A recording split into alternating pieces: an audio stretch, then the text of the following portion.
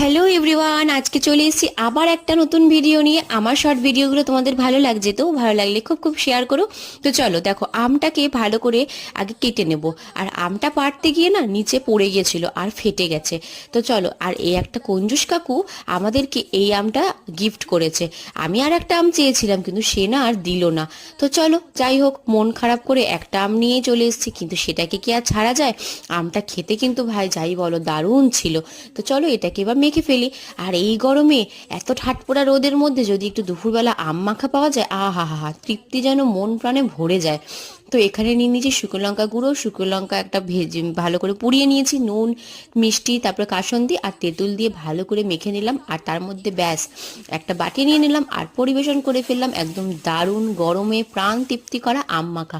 এইভাবে কিন্তু একবার মেখে দেখো, আমের সিজন কিন্তু বন্ধুরা চলে যাচ্ছে, এটা কিন্তু মিস করো না। আর ভিডিওটা শেয়ার করো, লাইক